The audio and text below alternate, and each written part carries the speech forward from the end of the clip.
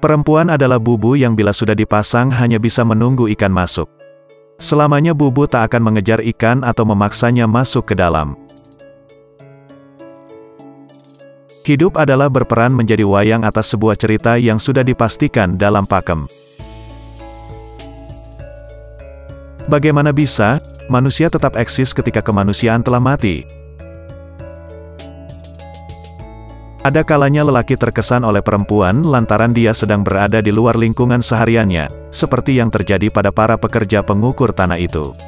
Ada kalanya lelaki tunduk kepada naluri pemberian alam, kecenderungan berpetualang. Ada kalanya pula seorang perempuan memang dibekali kelebihan-kelebihan tertentu sehingga kehidupan memberinya tempat pada wilayah perhatian lawan jenis.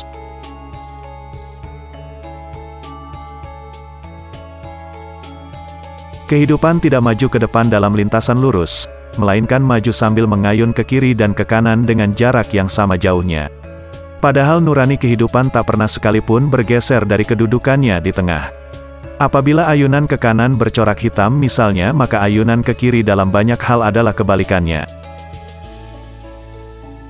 Dalam hidup ini orang harus nerimo pandum, ikhlas menerima jatah yang manis atau jatah yang getir.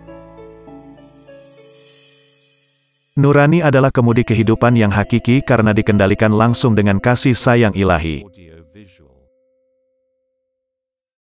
Karena saat ini banyak perwira yang ora merwirani lagi. Yang saya maksud dengan perwira adalah parawira, yaitu orang-orang yang tidak merasa kehilangan apapun ketika bersikap hormat dan peduli kepada orang lain. Orang-orang yang tidak merasa rendah ketika meninggikan harkat dan martabat orang lain. Mereka adalah orang-orang yang malu ketika merasa dirinya lebih penting daripada orang lain siapapun orang lain itu.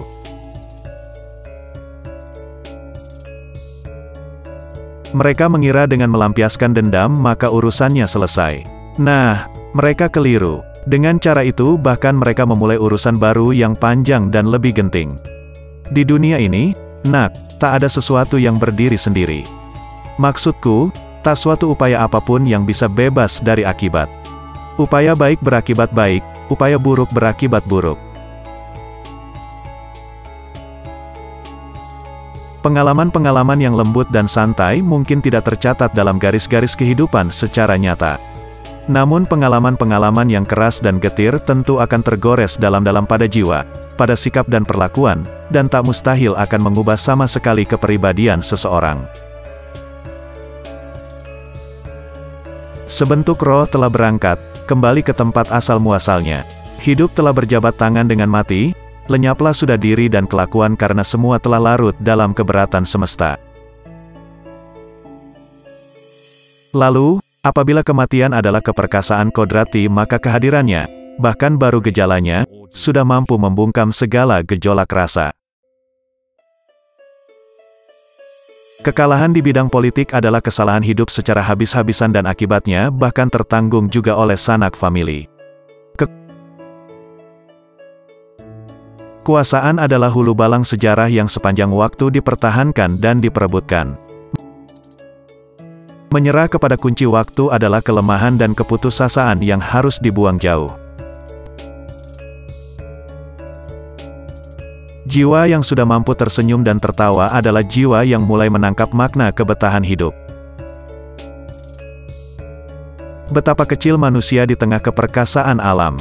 Di bawah lengkung langit yang megah Nyai Sakarya beserta cucunya merasa menjadi semut kecil yang merayap-rayap di permukaan bumi, tanpa kuasa dan tanpa arti sedikitpun.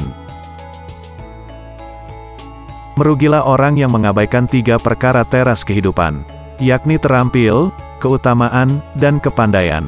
Bila 3 perkara ini ditinggalkan, punahlah citra keutamaan manusia. Dia tidak lebih utama daripada daun jati kering, melarat, mengemis, dan menggelandang. Bila perempuan sudah berkata tidak, dan hanya tidak, maka susah. Lain bila tidak itu masih diikuti kata-kata lagi, masih berbuntut.